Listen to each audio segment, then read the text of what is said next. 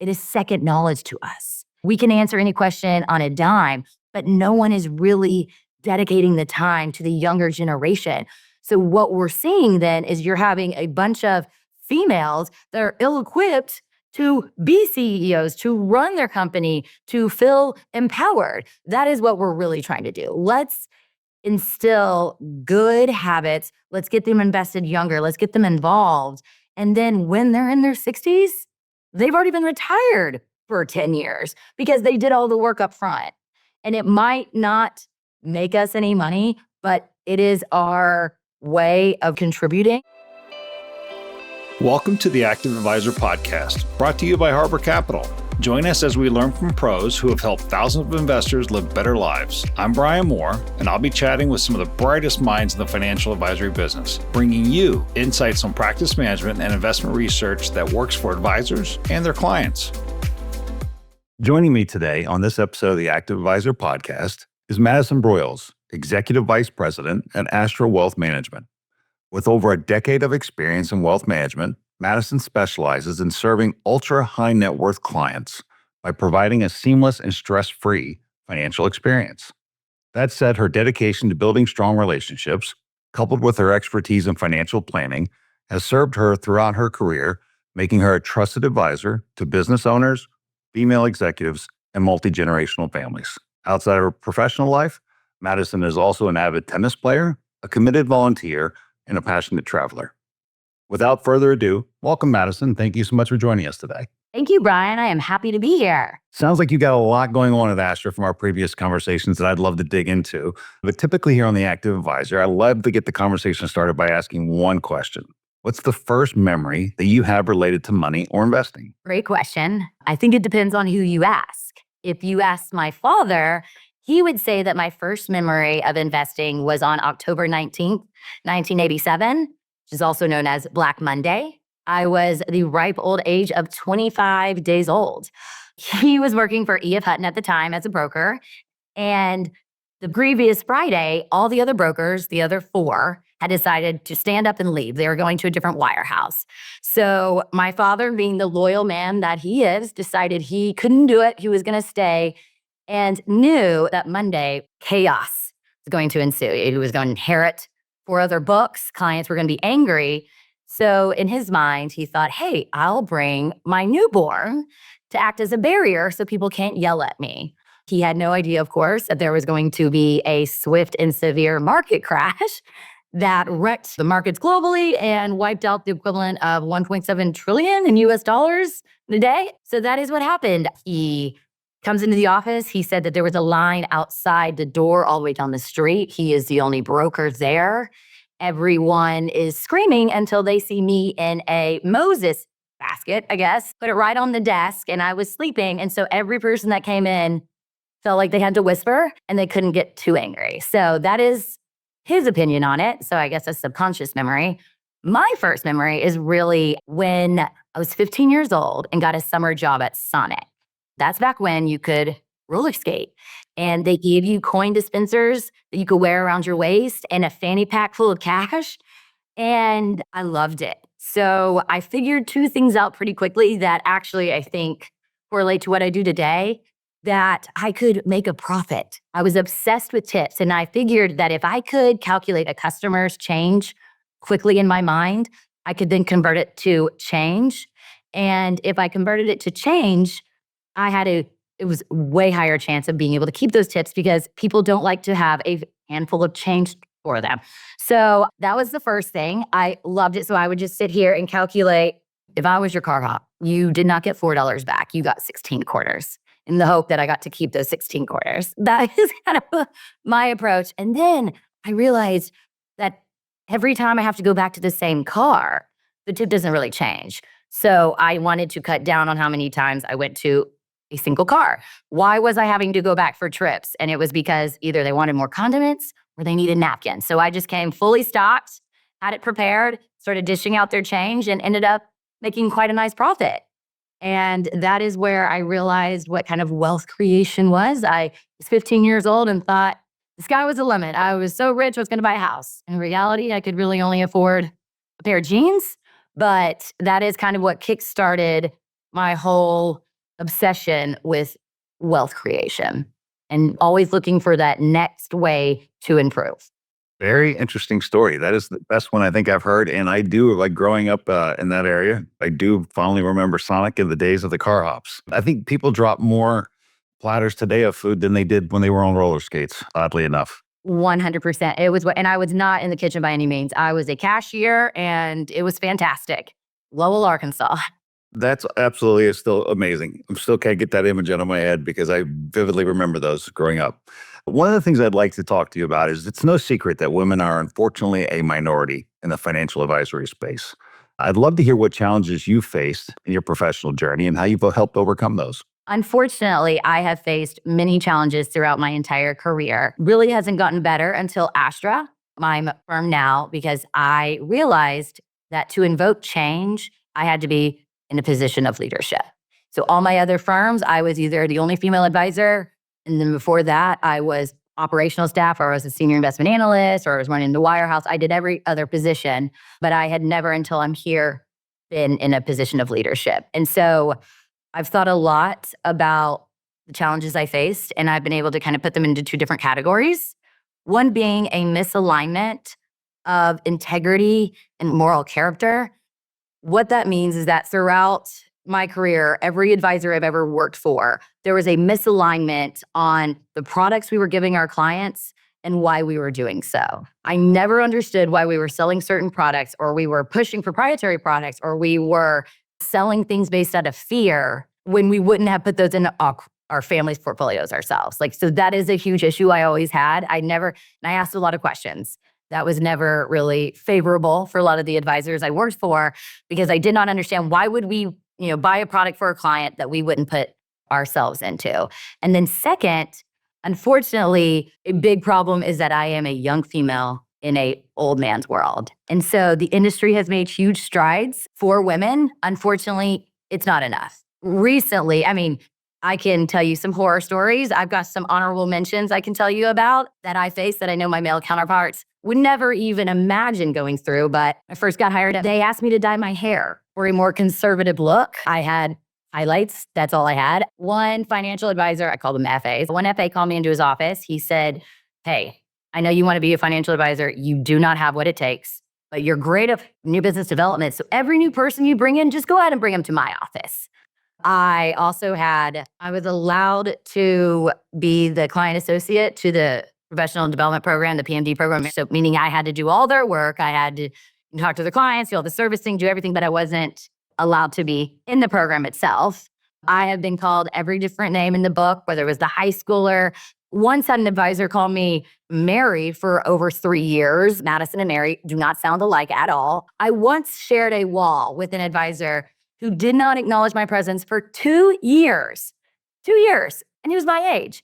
So, that's what? There's 270 business days in a year. So that's what, 520 opportunities for this guy to be a decent human, and it just didn't happen. I have been stripped from my operational staff. This is actually, unfortunately, a trend in the financial services industry that if you're a female advisor, it is assumed that you have an operational background, that you had to kind of put in your time. And so when you're short-staffed or when things are crazy for the holidays, like right now, I cannot tell you how many times that I was removed from my operational staff, meaning that I had to do my own client paperwork, and then I had to do the partner's paperwork, or I had to do the lead FA's paperwork, even though I was an advisor myself, because I was a female and I had experience and I was a team player. One time I was in an office that I had decorated. I've been in for 3 years, and they moved me to the travel office. Didn't have a window. It was in the back corner because we had hired a male advisor who had a bigger book than me. Didn't matter that I had been there from the beginning, helped build out that branch. He wanted it. He got it. There's just been a lot. Oh, I had one advisor who had a box in his office that made me lock up my cell phone every day, and I was allocated 10 minutes every 3 hours to look at it, but I had to do it in front of him. It's just been, I've also been told, I've taken many training classes on sales. I was told not to take a purse because purses distract men. They don't know what are in them. So I can't close the deal because they're looking at my purse. I've also been told I can't wear color. I love brightly colored suits. I have been told by numerous different managers to stop, that I needed to wear black. I needed to be conservative. anything that they could kind of monitor or micromanage, it happened. And so it really wasn't until I realized that I was so sick of being passed up for any type of promotion. I cannot tell you, we in this industry, especially as advisors, firms a lot of times judge you based off your production credits. So it's in it, you're fighting against your brother or your sister, and it's all about survival of the fittest. It's about intimidation, it's about fear. And that's the problem, is that instead of being colleagues, you are enemies. So how does that help? I never had anyone to go to. Any man that ever said that they were going to be a mentor never actually mentored me. The only person that actually did what they were going to say was David Darst with Americana Partners, and he took me underneath his wing. And honestly, I credit him to giving me the confidence to leave and to go and find a position where I would be valued, where I would be in a position of leadership, where there are female partners. There is laughter in our office. We just got Dallas Business Journal's Best Places to Work. We got number 6, which is huge because not only have I never worked for a firm that ever has received that award, but I've never worked for a firm that cared about that award. Why would they care? It's not about that. It's about sales. It's about production credits. It's about your revenue. And so those are the challenges I have faced. My goal is that women don't ever have to kind of go through that. I would also say that we're doing a lot of things in our community here in DFW to ensure that younger females don't go through that. I think a lot of things have changed. It's almost taken a shift. Now all the big wirehouses, they have huge HR departments that are terrified of women coming to report anything. But so then it shifted to the RIA space, where that's the independent space, where there's not even, a lot of firms don't even have HR managers. I've experienced that. I asked if I could speak to HR, and we didn't have anybody. There was no HR. It had to be created, and then it was our CEO's assistant who was then given a bonus if there were no reports. I mean, there's just so many things about this industry that are changing for the better, but we want to change it faster. And we need more women. It shouldn't be this hard. We need to make strides. And so that's what we're trying to do here at Astra. No, that's great. I think one of the things that gets lost in the money sometimes is basically that we're all humans, and this is a customer service job, and not everybody has to wear a black suit. Not everybody has to dress. If you want to connect with people, sometimes being different or being your authentic self actually will help you find the right clients for you. And I think that is bravo to you for doing that, because I can't even imagine, it's been a tough journey, but I think it sounds to me like you're in a place where you belong and you're positioned for success. And in a previous conversation, building off of that, you mentioned that you're working on a special project. Can you tell us about this passion project, I believe is the word you used exactly, at Astra Fiduciary Services, and what this really means to you? Yes. So we are very excited. It is called Astra Fiduciary Services. We call it AFS for short. And there's 5 of us that are advisors that came together, and we think that there is a need in this market. Each one of us has had a personal experience with either trust assets or estate assets that have imploded, and we have seen what has occurred. So to give a little knowledge, when you have a trust, you are required to appoint either an individual, say a family friend or a family member, to be a trustee over the assets should something happen to you, or you can hire a corporate trustee, which tends to be a bank.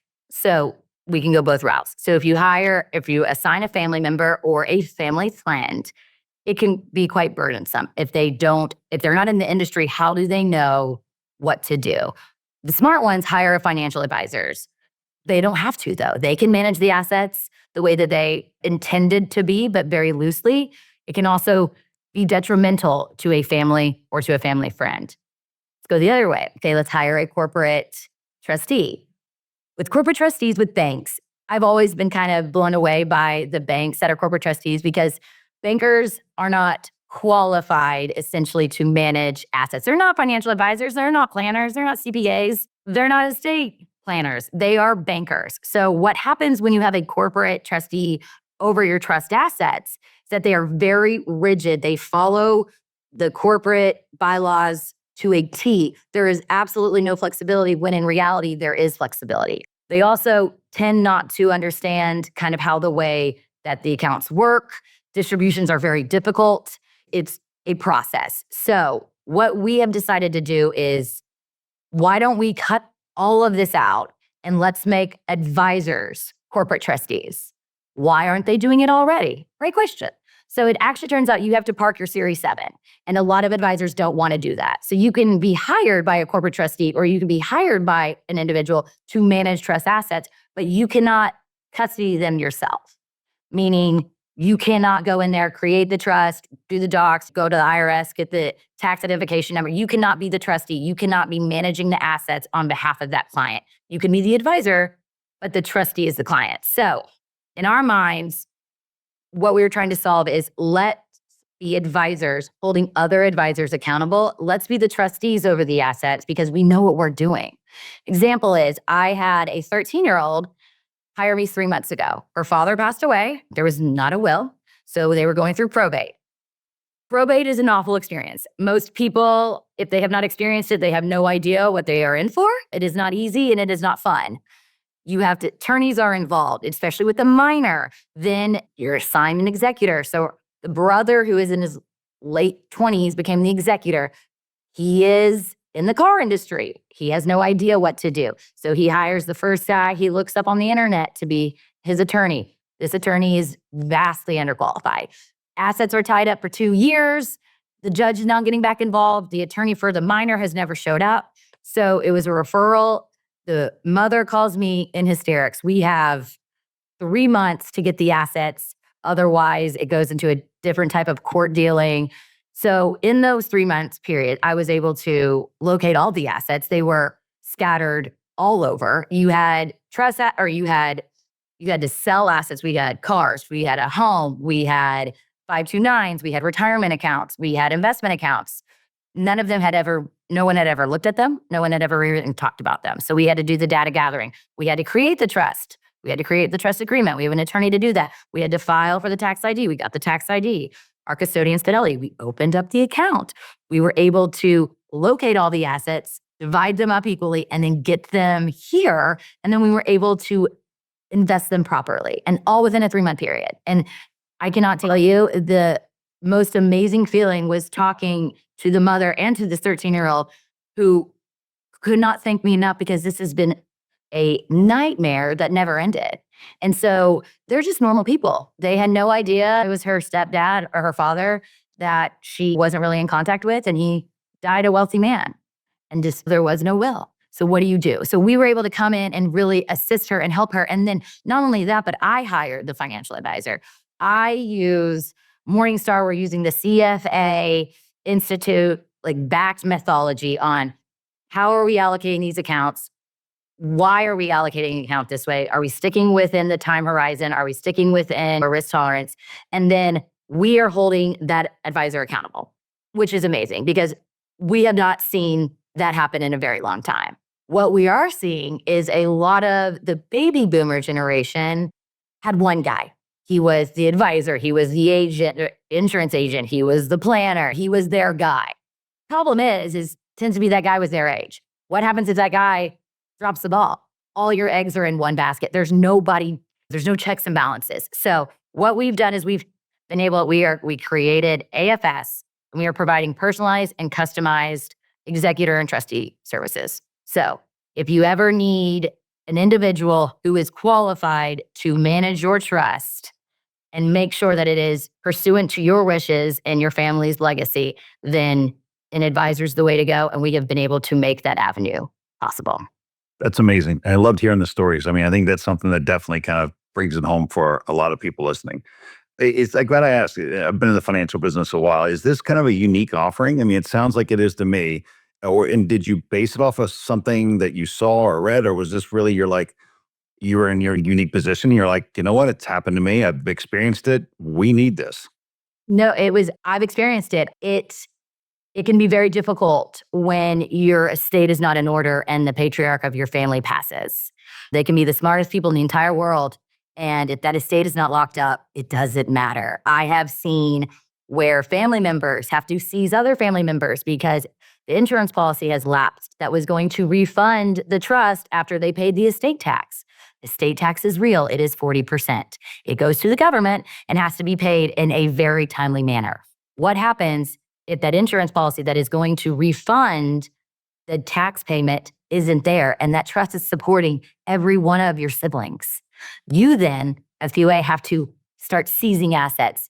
You have World War III breaks out. It is just a very awful situation to be in, especially when you're later in life. If you're in your 70s and you are accustomed to having a steady inflow, whether that be from your job or whether that be from a trust, it is still something that you've always relied upon. And then all of a sudden, it's not there anymore. You are actually changing your livelihood in a manner that is detrimental at the worst time it could ever happen.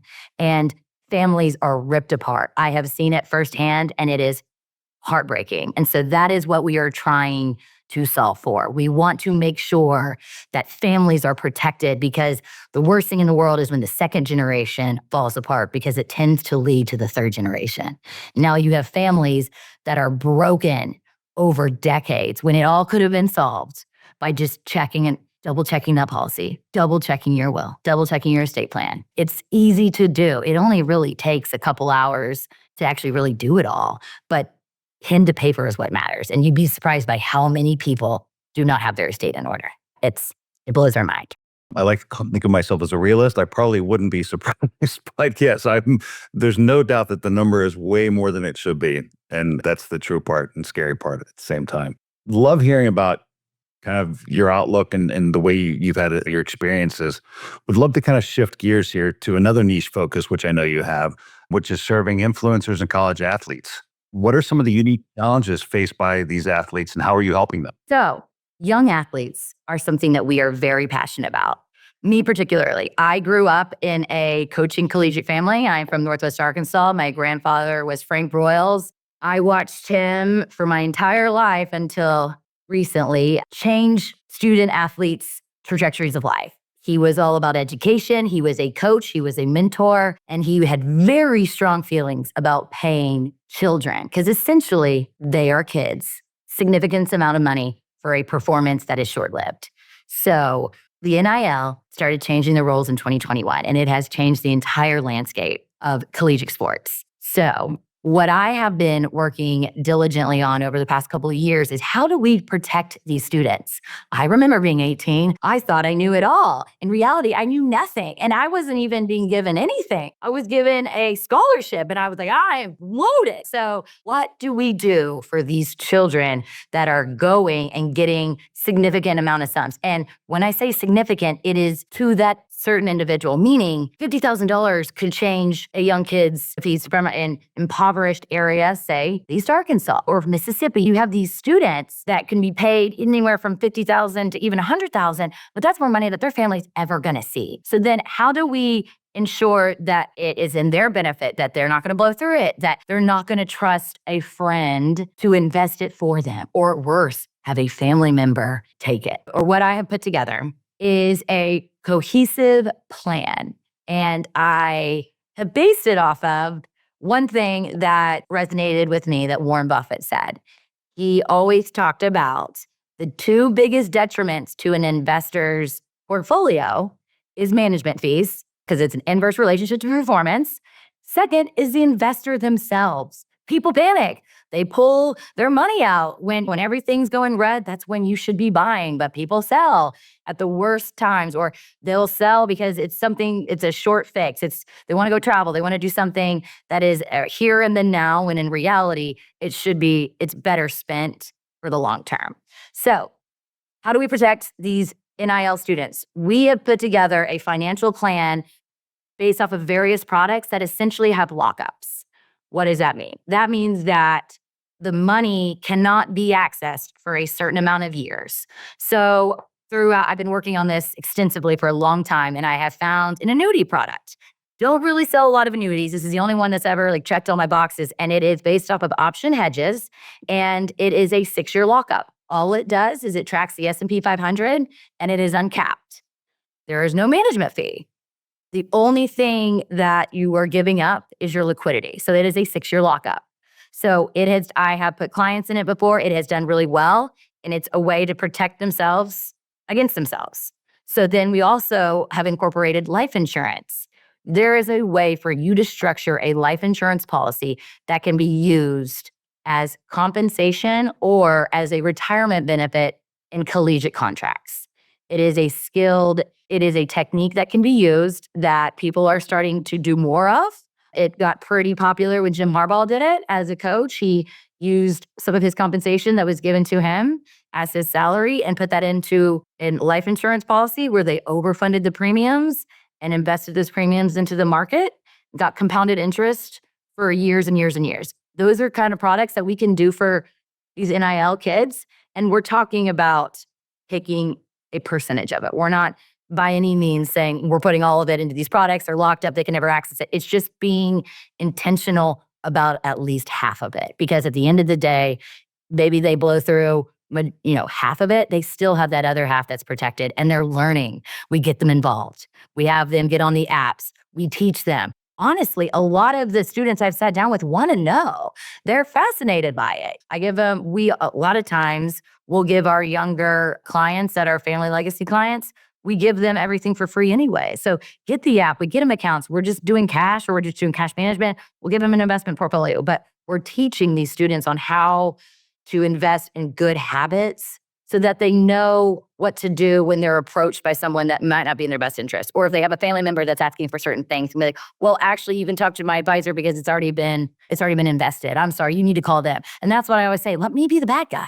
Let me talk to him. Let me talk to Uncle Joe. Happy to talk to Uncle Joe. Uncle Joe, how are you doing? Uncle Joe, unfortunately, those funds are allocated. Can't really touch them, but give me a call in 6 years. We'd love to talk to you. That kind of thing. We act as like their provider. And so I'm not necessarily talking about the students like that are getting the $1 million contracts. Those are not the students I'm talking about because 9 out of 10 times those students come from affluent families. They have been in a position where they've been able to have private lessons and be masters of their sports because their parents were able to afford to put them in it year after year and get coaches and all that.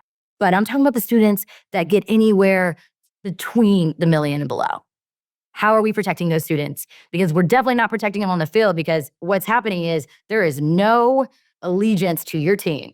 You can look at the University of Arkansas right now and it is as plain as you can see it. We have lost more football players in the portal because they know that they can go in the portal and get paid a higher payout on a different team. It's just, there've got to be guidelines. And so until they come down with stricter rules, we want to be a guiding light for these students. We just want to help. And we're in it for the right reasons. It's student athletes are near and dear to my heart. It is something that is ingrained in me. It is in my blood and is something that I am in a position to help. So why would I not? Well said.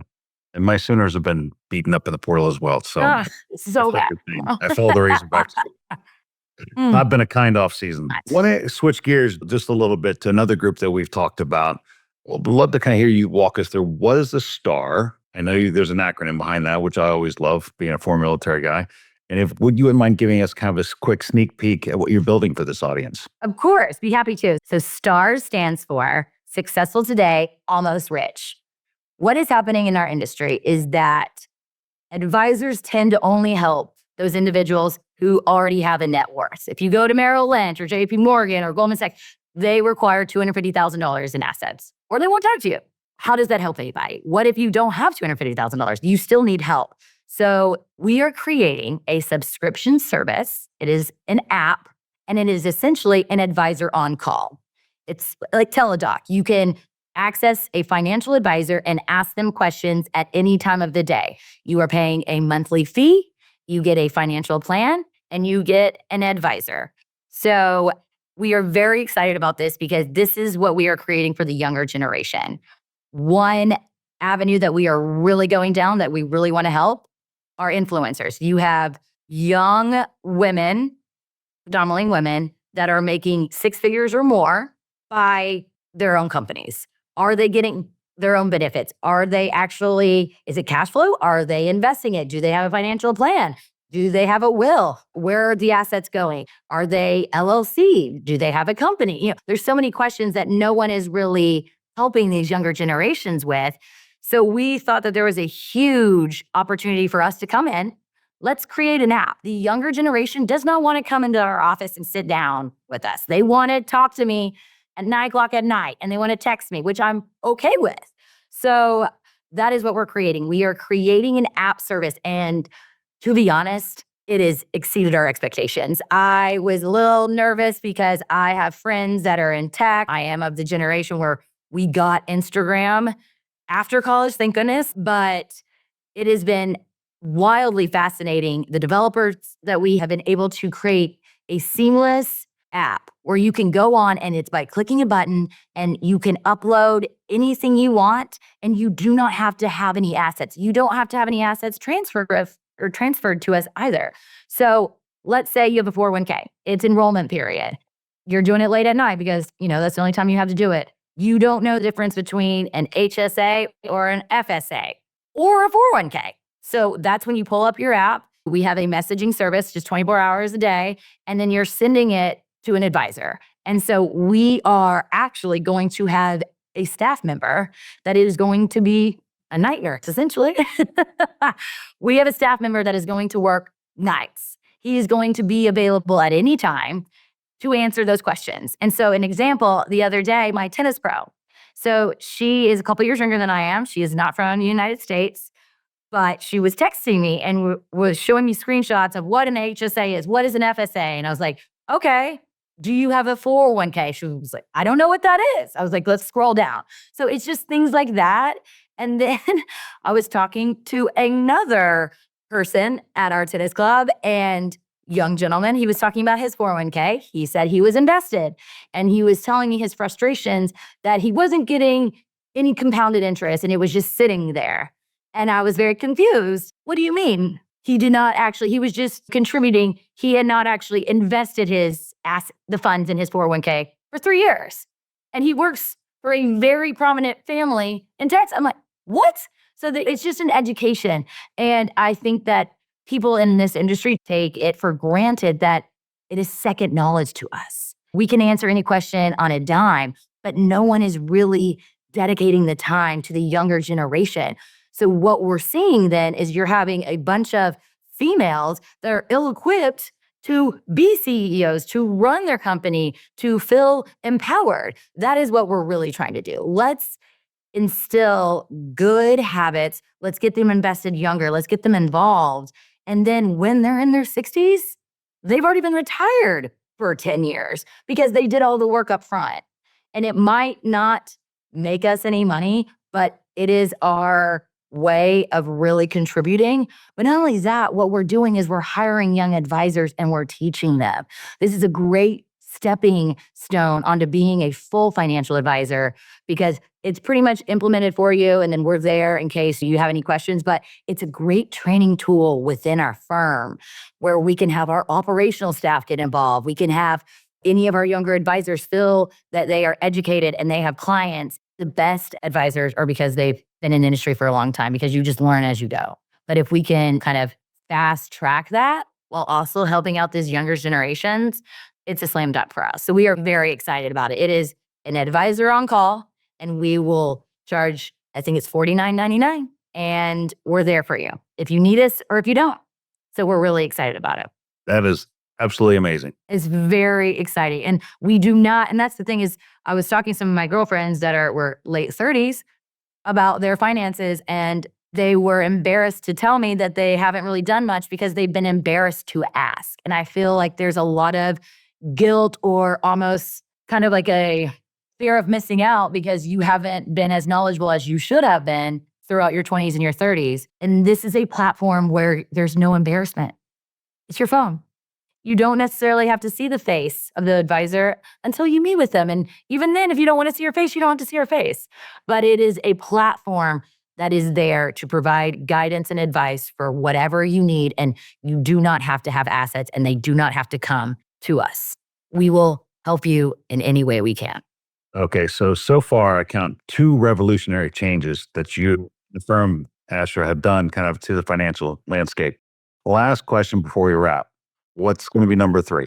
Ooh, that's a good one. We are in the process of creating Astra Insurance Services, where we are going to be able to have our own policies, write our own policies, have agents that get their full commissions. I cannot tell you how many times I have done an insurance policy and was never given the commission that I deserved. So what we have done is we have created bylaws where every agent in the firm gets 100% of their commission.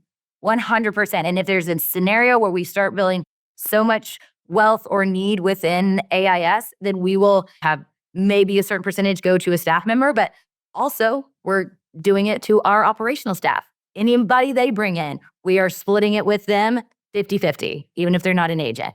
It is something that we are trying to get involved in because if you are a financial advisor and an insurance agent, you are held to a higher standard. So we have no choice but to review your policy. Other agents that are not financial advisors, they get paid their commission in the first year and then you never hear from them again, which leads into the estate planning problem of a policy lapsing that should go to fund your tax liability. So it all kind of intertwines. But yes, Astra, we are making strides to kind of fill all the gaps and the sky's the limit. I love it. I love it. Last but not least, how can people find you? So I have an Instagram, Astra Wealth Management Group. We have a Facebook. We have a Twitter. We have a blog. We are also located in Plano, Texas. You can reach out to me directly. I also have Instagram. My name is Madison Broyles. We would love to hear from anybody and everybody. We are here for our clients. We are in it for the long term. So please reach out to us. We are here for you. Well, thank you so much for joining us today. It's been absolutely amazing and definitely enjoyed our conversation. But now, selfishly, we get to move on to my favorite part of the episode. 60 Seconds with Madison Broyles, or as I like to say, a lightning round. Nickname. Matty Patty. Hidden talent. Eating nachos. You could instantly become an expert in anything. What would it be? Sports broadcasting. Best professional advice you've ever received. When I was in training at Merrill, one of the managers looked me in the eyes and said, we can dang near fix anything, but we cannot fix it if we don't know it. Bucket list travel destination. Croatia. What's one piece of financial wisdom you wish you knew sooner? It is not about timing the market, but your time spent in the market. What's the biggest life lesson you've learned from your clients? Time is a thief. Live life to the fullest and protect yourself. One word that describes your investment philosophy. Suitability. What's one piece of advice you would give your younger self? Don't listen to anybody. I wish I would have never doubted myself. Trust your gut, be authentic to who you are, and you will always prevail. Let your work speak for itself. That is what I wish I could go back and tell myself. What's one question you think all clients should ask their financial advisor? I would say go check out your advisor on FINRA Broker Check. You'd be surprised by what you see. And then second, I would ask your advisor on simple versus compounded interest and ask them about what it means to protect against the downside.